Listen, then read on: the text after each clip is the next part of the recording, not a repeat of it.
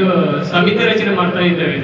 ಎಲ್ಲೆಲ್ಲಿ ಭ್ರಷ್ಟಾಚಾರ ಆಗ್ತದೆ, ಮತ್ತೆ ಇನ್ನೊಂದು ಏನಂದ್ರೆ ಪ್ರತಿಯೊಬ್ಬರಿಗೆ ಒಂದು ಚಾನ್ಸ್ ಕೊಡ್ತಾ ಇದ್ದೇವೆ. ಪಕ್ಷಕ್ಕೆ ಗೆಲ್ಲಿಕ್ಕೆ, ಪಕ್ಷದಲ್ಲಿ ಯಾವ ತರ ಕೆಲಸ ಮಾಡಬೇಕು, ಇದರ ಜೊತೆಯಲ್ಲಿ ಸಾಮಾಜಿಕವಾಗಿ ಕೂಡ ಅವರು ವರ್ಕ್ ಮಾಡಬೇಕು, ಮತ್ತೆ ಸಮಾಜ ಸೇವೆ ಕೂಡ ಇದರಲ್ಲಿ ಮಾಡಬೇಕು. ಇದರಲ್ಲಿ ಯಾವುದೇ ಕಾರಣಕ್ಕೆ ಜಾತಿ ಭೇದ ಭಾವ ಇಲ್ಲ, ಪ್ರತಿಯೊಬ್ಬರು ಒಂದೇ. ಈಗ ನಮ್ಮ ಅಧ್ಯಕ್ಷರು ಬಂದಿದ್ದಾರೆ, ಅಧ್ಯಕ್ಷರು ಬಂದರೂ ಕೂಡ ಅವರ ಅಧ್ಯಕ್ಷರಂತ ಅವರ ಭಾವನೆ ಇಲ್ಲ. ಸುಮಾರು ನಾವು 31 ಜಿಲ್ಲೆಯಲ್ಲಿ ಕೂಡ ಸಮಿತಿ ರಚನೆ ಮಾಡುವುದಾಗ್ಲಿ, ಅಲ್ಲಿ ಇಲ್ಲಿ ಅನ್ಯಾಯ ಆಗ್ತಾ ಇರುವಾಗ ಅಲ್ಲಿ ಹೋಗುವುದಾಗ್ಲಿ, ಮತ್ತೆ ಇನ್ನೊಂದು ನಮ್ಮ ಇಲ್ಲಿ ಸಮಿತಿ ರಚನೆ ಮಾಡ್ತೇವೆ ಕಾಪಾಡಿ. ಯಾವುದೇ ಒಂದು ತೊಂದರೆ ಆದ್ರೆ ನಾವು ಸುಮಾರು ಒಂದು 30-40 ಜನ ಇರುವಾಗ ಅದರಲ್ಲಿ 10 ಜನಕ್ಕೆ ಬರ್ಲಿಕ್ಕೆ ಆಗಲ್ಲ.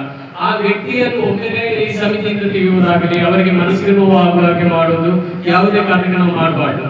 ಈ ಸಮಿತಿ ರಚನೆಯ ಉದ್ದೇಶ ನಾನಿರುವುದು ನನ್ನ ಇಲ್ಲಿ ಕಾಪಿ ಇದೆ. ಯಾಕಂದ್ರೆ ಯಾವುದೇ ಒಂದು ಮನಸ್ಸು ಬೇಜಾರಾಯ್ತಂದ್ರೆ ಅವರಿಗೆ ನೋವಾಗಿ ಮಾತಾಡೋದಾಗ್ಲಿ, ಬೇಡದನ್ನು ಮಾತಾಡೋದಾಗ್ಲಿ, ಅವರು ಪಕ್ಷಕ್ಕೆ ವಿರುದ್ಧವಾಗಿ ಪಕ್ಷವನ್ನು ಡ್ಯಾಮೇಜ್ ಮಾಡುವಂತ ಕೆಲಸ ಮಾಡಿದ್ದಾರೆ. ಯಾವ ತರ ಅಂದ್ರೆ ಆ ಪಕ್ಷ ಹಾಗೆ, ಈ ಪಕ್ಷ ಹೀಗೆ, ಅದರಲ್ಲಿ ಪಕ್ಷದ ಹೆಸರನ್ನು ದುರ್ಬಳಕೆ ಮಾಡುವುದಾಗಿ ಆ ತರ ಮಾಡಿದ್ರೆ ಅವರ ಮೇಲೆ ಅವರ ಗಮನಕ್ಕೆ ತಂದು ಅವರನ್ನೊಂದು ಮೀಟಿಂಗ್ ಕರೆದು ಈ ತರ ಮಾಡಬಾರ್ದು ಅಂತ ಅವರಿಗೆ ಒಂದು ಚಾನ್ಸ್ ಕೊಟ್ಟರೆ, ಆಮೇಲೆ ಮತ್ತೆ ಕೂಡ ಇದಾಗಿ ನೋಟಿಸ್ ಮಾಡ್ತೀವಿ. ನೋಟಿಸ್ ಮುಖಾಂತರ ಮತ್ತೆ ಅವರನ್ನು ಪಕ್ಷದಿಂದ ಉಚ್ಚಾಟನೆ ಮಾಡುವಂತ ಇದು ಮಾಡ್ತೇವೆ.